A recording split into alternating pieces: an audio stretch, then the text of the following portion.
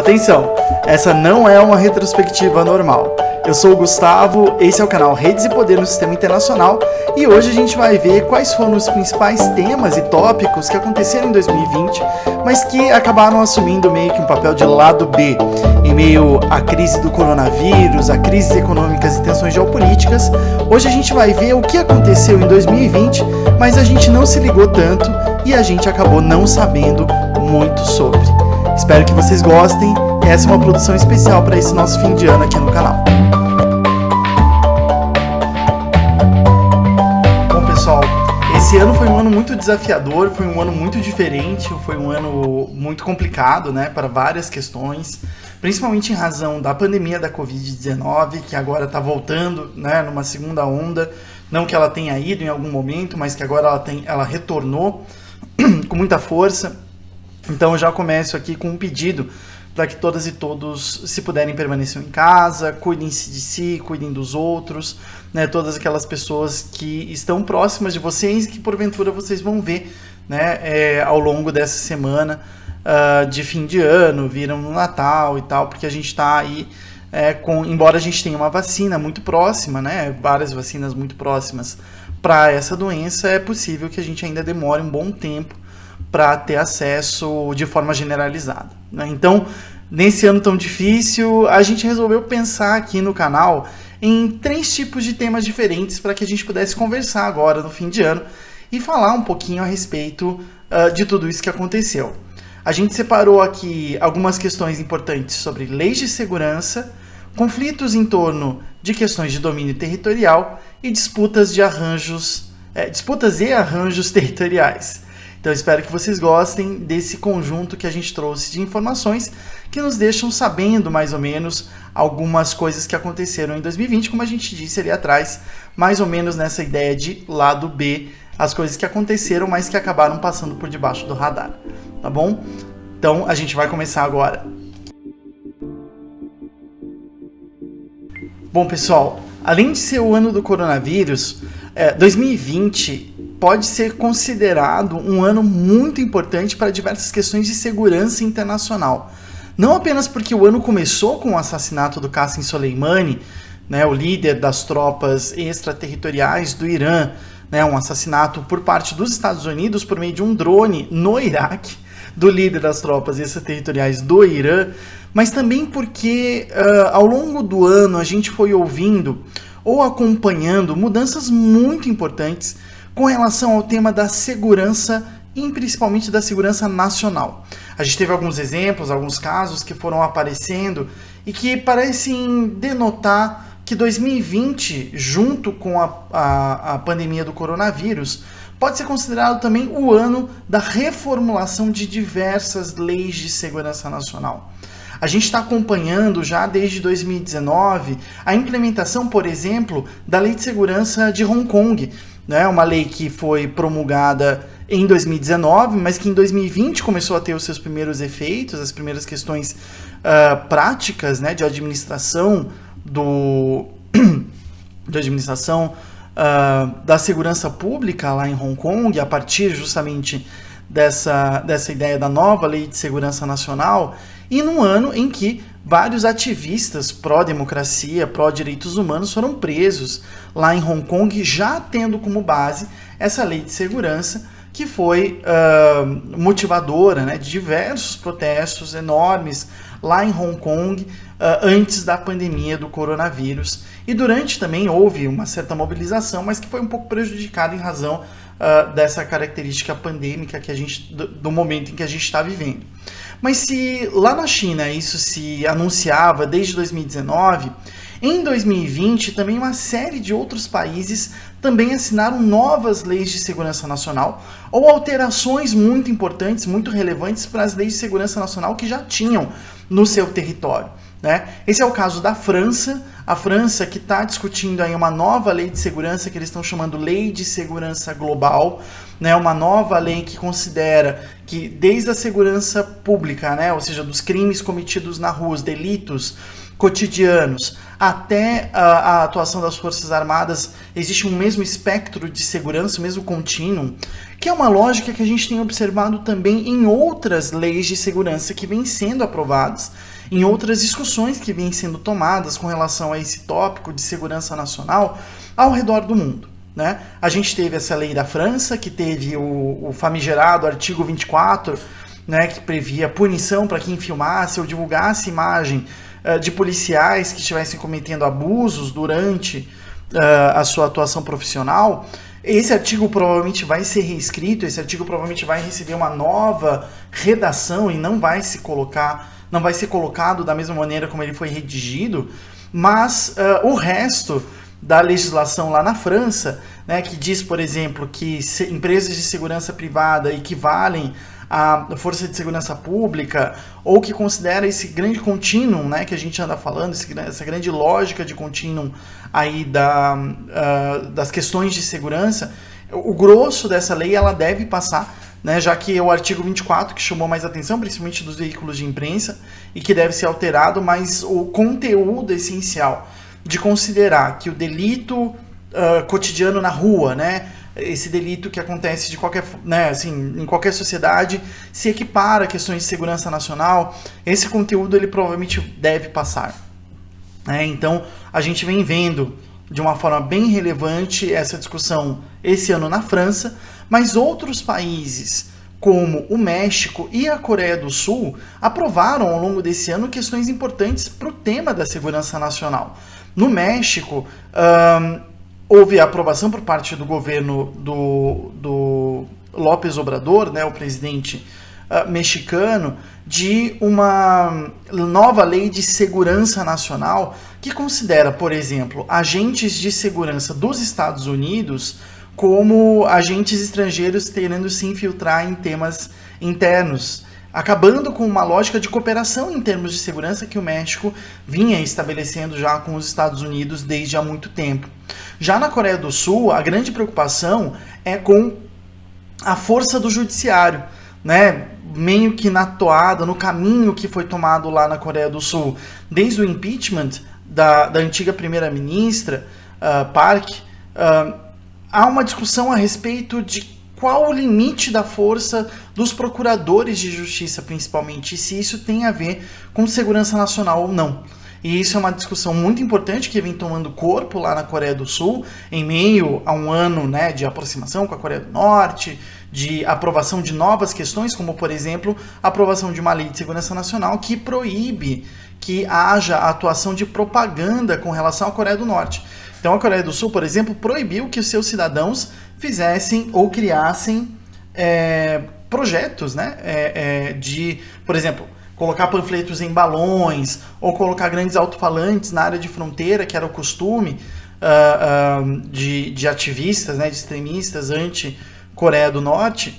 E essa lei, né, junto com a discussão sobre o judiciário, acabou também trazendo essa discussão a respeito do papel do judiciário como questão de estabilidade, né, como uma instituição do Estado também responsável por isso. Um último exemplo que eu queria trazer para a gente repensar essa questão das leis de segurança nacional é o exemplo da Alemanha. Né? A Alemanha ela aprovou durante esse ano, né, em 2020, a Lei de Segurança de Tecnologia da Informação. E esse é um movimento muito importante ao qual a gente tem que prestar atenção, porque é uma lei específica da área de tecnologia da informação. E esse tópico, né, o fato de ser uma lei de segurança específica para a área de tecnologia da informação, apresenta justamente as tendências que a gente vai observar em 2021 em razão do G5, do 5G, perdão, em razão das novas tecnologias de internet. Em específico, essa lei de segurança da Alemanha coloca o país mais ou menos no meio do caminho. A Alemanha ela não quer recusar a tecnologia do 5G apenas por ser chinesa, mas de qualquer forma pensa que algumas salvaguardas têm que ser feitas, principalmente com relação à privacidade de dados. Uma oportunidade, um momento muito importante de ser assinada essa lei, principalmente no momento em que o Reino Unido e a União Europeia assinam finalmente a saída dos britânicos desse bloco econômico que receberia, né, e vai receber, na verdade, um grande aporte de financiamento chinês para diversos tipos de investimento. Então a gente observa aí também agora, de fato, a tecnologia da informação entrando como um tema de segurança nacional, com esse exemplo da Alemanha. Esses são apenas alguns exemplos que eu queria trazer aqui para a gente pensar a questão das leis de segurança em 2020 e como esse tópico foi um tópico muito debatido, um tópico muito construído e um tópico muito importante para a gente começar a prestar atenção, justamente porque ele movimenta questões tectônicas relevantes, né? Ou seja, a própria base, estrutura e capacidade de atuação dos países com relação às questões de segurança, e agora já expandindo um pouco, né, saindo um pouco da tônica das primeiras décadas do século XX, que privilegiavam legislações voltadas para a questão do terrorismo transnacional, e agora entrando mais na discussão sobre o papel das instituições, sobre a tecnologia da informação, o papel da democracia, limites à atuação do Estado também como algo relevante. Em segundo lugar, eu queria trazer aqui para a gente discutir, para a gente perceber um pouco, a questão dos conflitos de 2020. É interessante porque a gente acaba falando de uma forma ou de outra sempre que foi um ano muito conflituoso, que foi um ano com muitas questões, com muitos pontos importantes, né, a serem debatidos e conversados. Principalmente nós de relações internacionais, a gente fala, né, tem a tendência a superlativizar toda essa construção, né? Mas na verdade em 2020 houve de fato vários conflitos armados, conflitos que tinham uma natureza que fazia muito tempo que a gente não observava.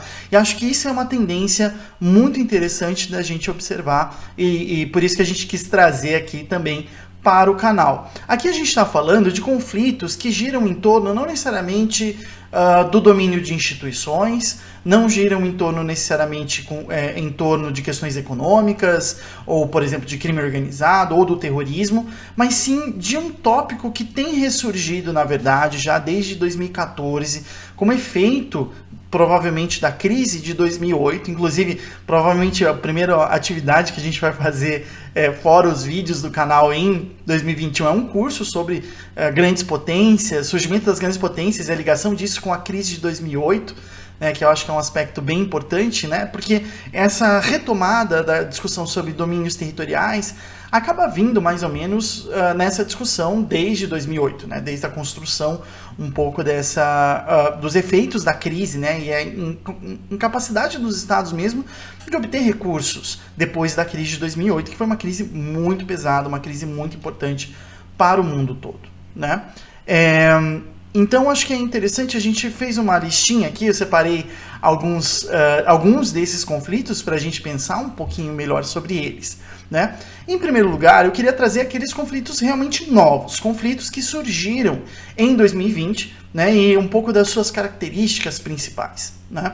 A gente teve, acho que isso foi muito noticiado, o conflito do Alto Karabakh. A gente tem até um vídeo aqui no canal, vou ver se eu consigo colocar aqui o cardzinho para vocês acessarem, explicando um pouquinho melhor sobre essa situação, que é uma situação de domínio territorial. E por que é uma questão de domínio territorial? Porque era uma parte do Azerbaijão cuja maioria populacional era armênia, né? Meio que como um resquício ainda da Guerra Fria, né? Um resquício ainda das políticas de deslocamento étnico que o Stalin fez na União Soviética, né, de colocar várias populações em países, né, impedindo a criação de estados nacionais. Então, por exemplo, mantendo uma maioria azeri no Azerbaijão, mas colocando armênios, né, para sempre ter algum certo balanceamento e impedir que haja um estado nacional no Azerbaijão, né, mas ao mesmo tempo não permitindo a Armênia também ter total controle dos armênios, ter total controle sobre o território da Armênia. Então, é um resquício ainda da Guerra Fria, é um conflito que ocorreu também durante a década de 90, depois do desfacelamento da União Soviética, mas eu acho que ele é relevante justamente porque ele demonstra o fim desse conflito, que foi um conflito que também terminou em 2020, ele começou e terminou em 2020, ressalta muito essa questão do domínio territorial. Então, como que foi resolvido o conflito do Alto Karabakh, lá no Azerbaijão, envolvendo a Armênia, né, por procuração envolvendo a Rússia, a Turquia, enfim. Na verdade, ele foi resolvido determinando-se que a população armênia saísse dessa região e fosse para a Armênia, né, e a população azeri, né, os nacionais do Azerbaijão, ocupassem aquela região do Alto Karabakh, que até então era ocupada pelos armênios. Esse é um aspecto muito importante porque a última vez que isso aconteceu, esse deslocamento populacional aconteceu de forma muito relevante, como estrutura de Estado, se a gente puder dizer isso, foi no fim da Segunda Guerra Mundial. E por isso que esse tópico, né, ele é um sintoma muito importante da mudança de sistema que a gente está vivendo, né, da mudança de estrutura dos países que estão acontecendo. Eu estou chamando isso de mudanças constitucionais. E não só constitucionais em razão da mudança dos documentos legais, jurídicos e tal, mas mesmo da própria estrutura dos estados. Foi algo que a gente também viu num conflito que se iniciou em 2020, mas que ainda não terminou, e que na verdade está tendencialmente crescendo, ainda que não em volume, mas ocorrendo em diversas outras regiões desse país, que é o conflito da região do Tigré, na Etiópia, né? Ou Tigray, vocês vão encontrar aí várias formas escritas, né? Esse conflito ele é muito importante porque ele põe em xeque uma estratégia do primeiro-ministro etíope, o Abiy Ahmed, em tentar, de uma forma ou de outra, superar as divisões territoriais e étnicas dentro da Etiópia, criando uma ideia de, se afastando um pouco da noção de etnonacionalismo federativo, né, ou federalismo étnico. A gente também tem um vídeo aqui sobre a Etiópia, que eu vou tentar colocar aqui como card para vocês acessarem, em que a gente discute um pouco mais a fundo o que é esse federalismo étnico, né, e essa construção de uma Etiópia multiétnica, né, e que a federação funcionasse em razão dessa continuidade étnica, né, dessa divisão étnica. Na verdade, isso também é algo que a gente está vendo chegar ao limite no Líbano, né, um país que foi afetado lá por aquela grande explosão no porto de Beirute nesse ano, se não me engano, em setembro de 2020, que também está encontrando muitos limites para sua própria organização constitucional, que é baseada nas etnias.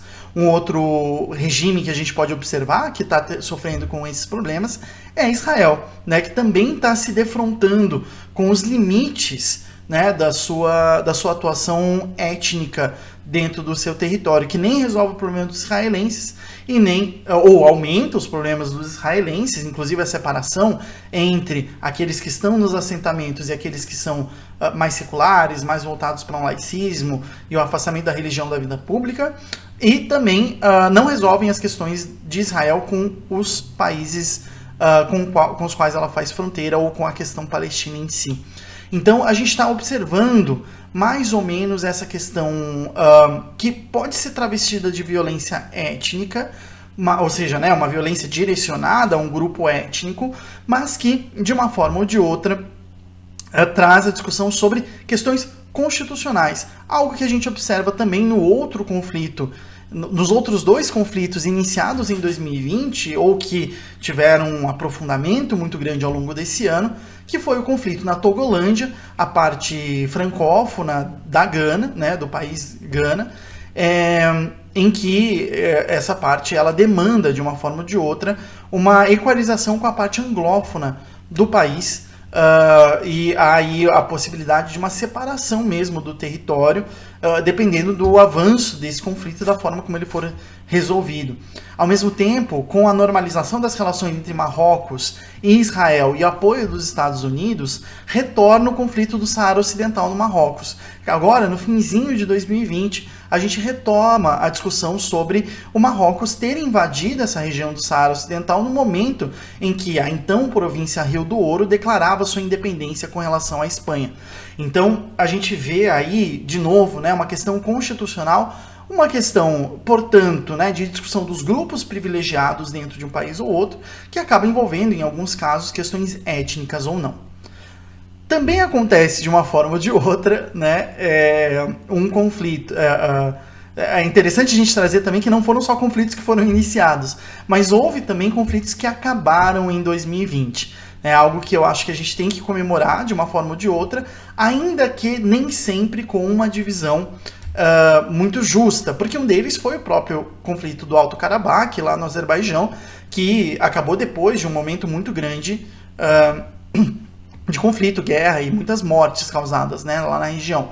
Mas a gente teve também o fim da Guerra Civil no Sudão do Sul, uma guerra que se estendia desde 2011, ou seja, nos últimos 9 anos, a gente viu essa guerra acontecer lá no Sudão do Sul, e ela acabou, e agora, pelo que parece, o governo central do Sudão do Sul vai poder tocar projetos de investimento, né, lógicas, de melhoria da qualidade de vida da população desse país. Claro que a gente fica, né, de uma forma ou de outra nesse sentimento agridoce, né, porque foram vários conflitos que se iniciaram, mas alguns também terminaram, e a gente percebe, né, que a pandemia do Covid-19 também, de uma forma ou de outra, pelo menos ali no início, entre março e setembro, acabou servindo de um pouco de digamos assim, amortecedora desses conflitos, né? A ver como isso vai acontecer em 2021 e como que a questão do domínio territorial vai ser resolvida, se por meios diplomáticos, se por meio do direito internacional ou se por conflitos de domínio territorial como esses que a gente apresentou agora.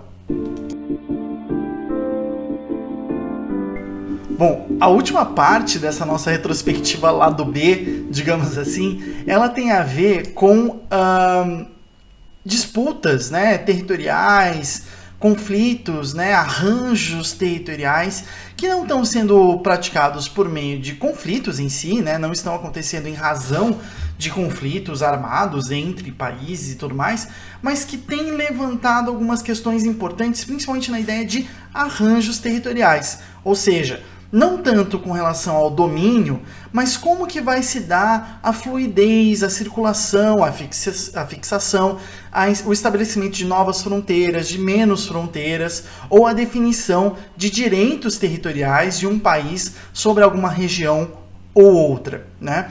Então a gente trouxe aqui algumas dessas disputas com relação a arranjos territoriais, né, que aconteceram em 2020, que são muito importantes para a gente discutir. Um deles, que eu acho que talvez seja um dos principais em termos de longa duração, que a gente vai ficar ouvindo falar durante muito tempo em razão das sementes que foram plantadas em 2020, mas que ainda vão frutificar em outros dias, em outros anos, né, nos próximos anos, na verdade, é a disputa Egeia, a chamada disputa Egeia, né, a disputa em torno do mar Egeu, uma parte do mar Mediterrâneo, né, entre Grécia e Turquia, que está muito ligada com essa prática de um certo otomanismo do Erdogan, né? O presidente agora da Turquia, que foi seu primeiro-ministro, foi prefeito de Istambul, e que quer recolocar a Turquia no centro das relações do Oriente Médio.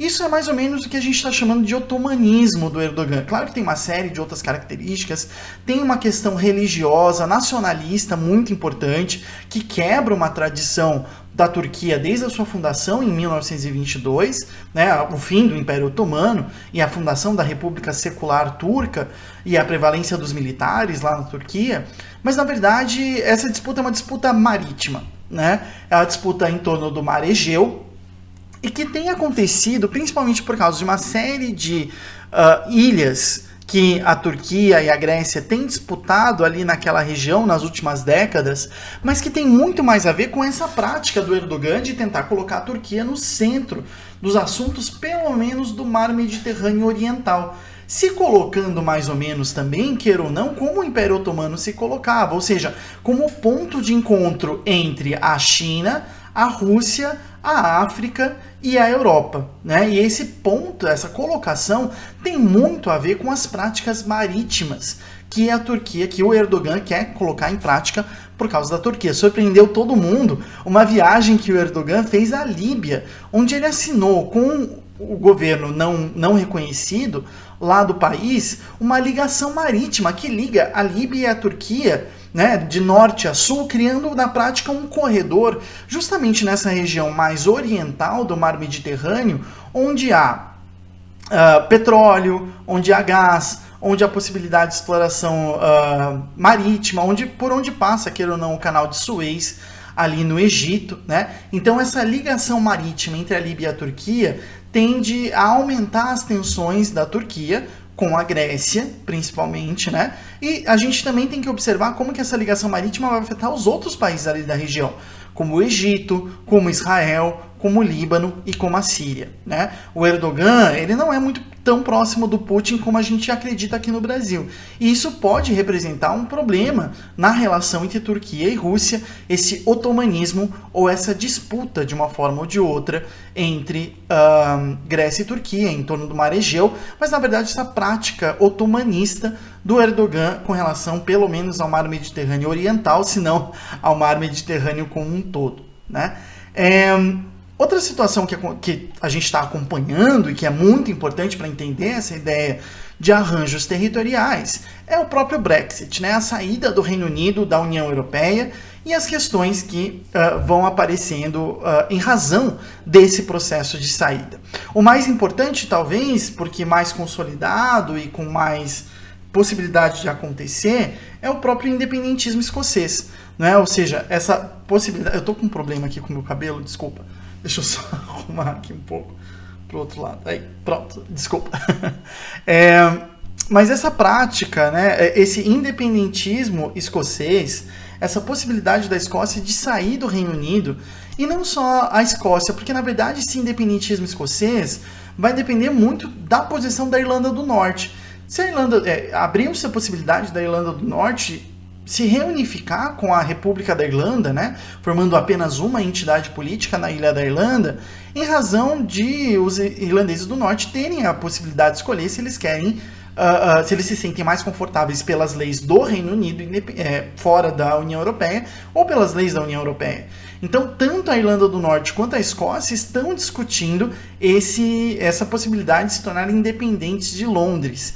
E isso é uma questão muito importante para o arranjo territorial daquela região, né? Mais uma Irlanda unificada, para além das questões étnicas e culturais, ela representa um país muito forte, né, que pode rivalizar com uma Inglaterra sem Escócia, né? Uma Escócia que terá soberania, e aí a gente vai ver porque eu estou colocando isso aqui na parte de arranjos territoriais, porque a reunificação da Irlanda e a independência da Escócia vão obrigatoriamente fazer o Reino Unido discutir fronteiras marítimas, discutir impostos, discutir fronteiras, discutir já falei impostos, mas discutir tarifas, né, práticas de comércio, principalmente se, como a Escócia pretende, essa for uma região dominada pelo euro e não mais pela libra.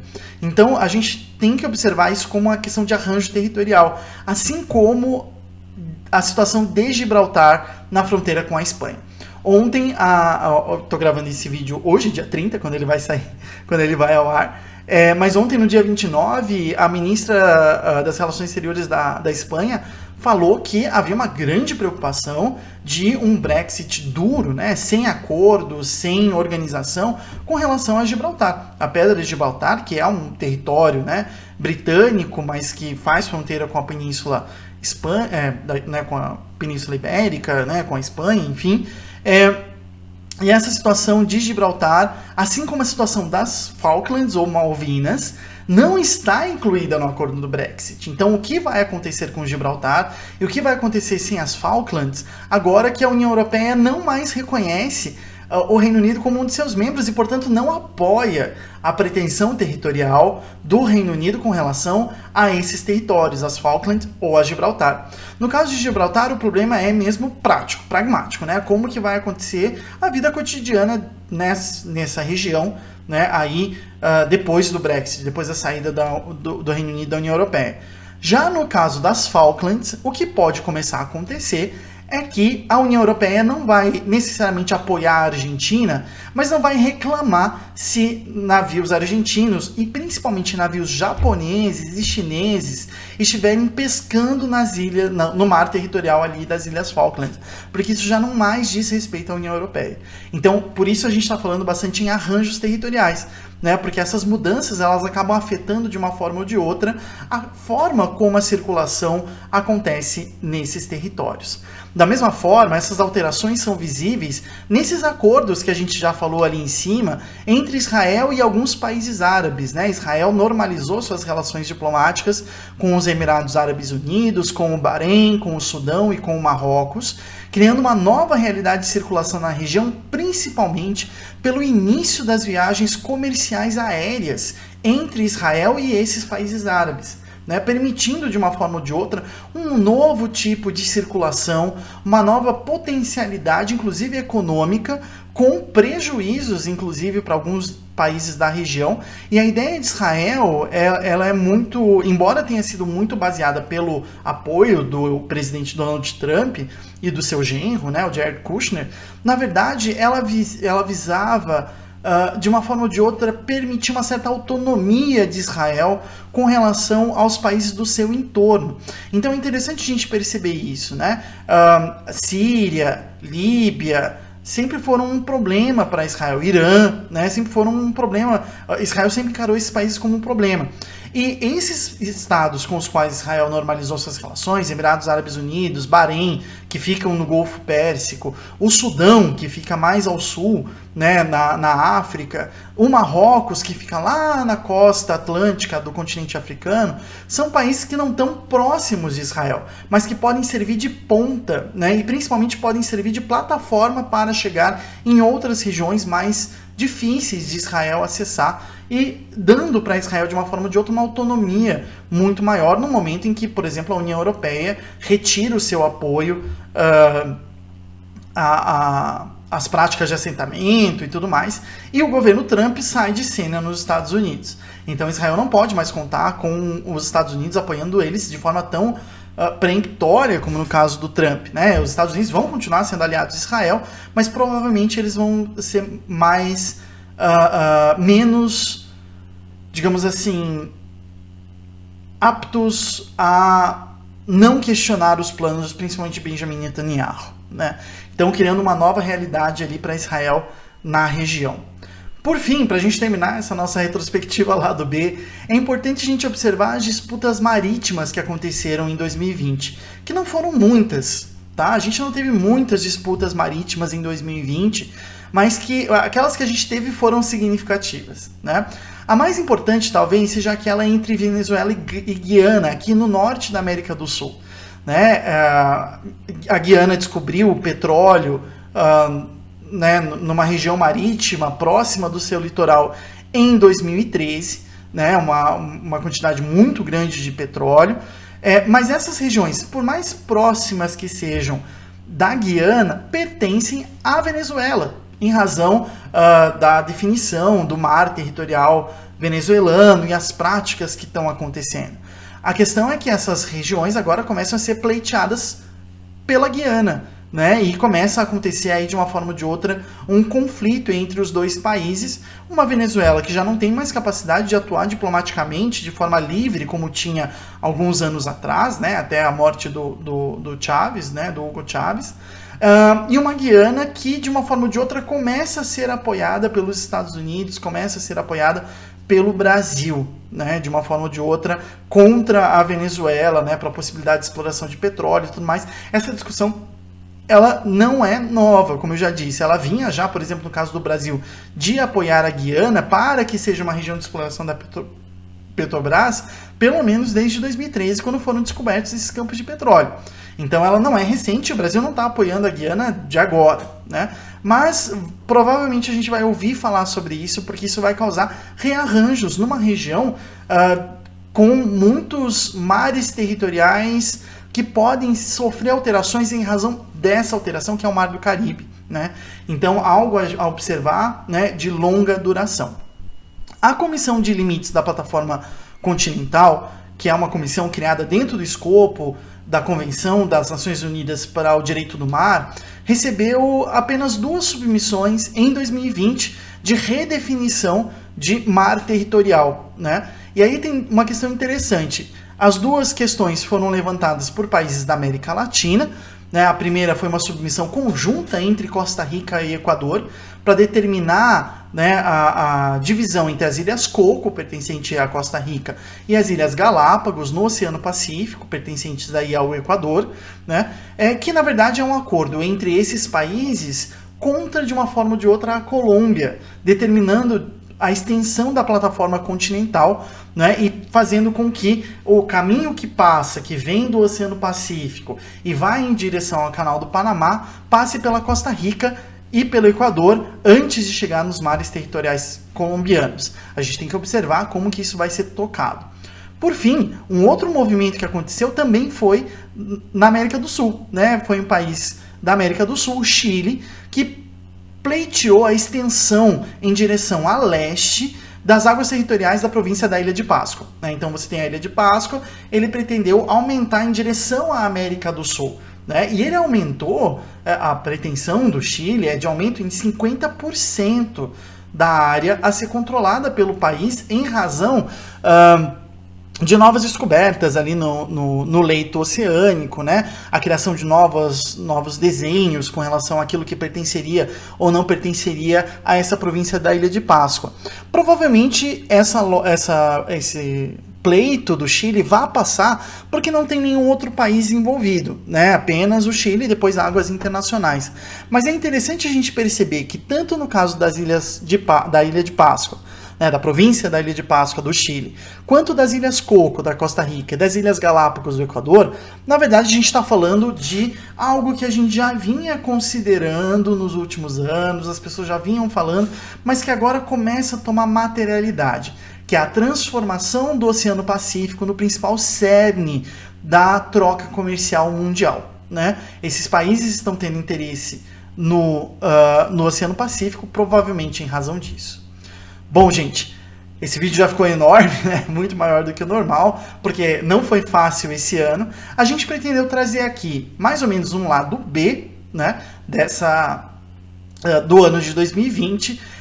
A gente deseja para vocês uma ótima virada de ano, amanhã e depois, no Dia Internacional da Paz, no dia 1º de janeiro de 2021, a gente volta, porque no dia 1º de janeiro de 2021, a gente vai apresentar o que se deve esperar do ano de 2021, que vai começar nessa sexta-feira.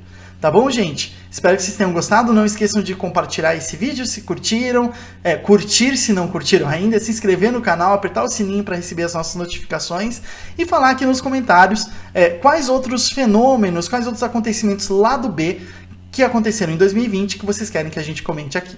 Tá bom? Muito obrigado e até sexta-feira.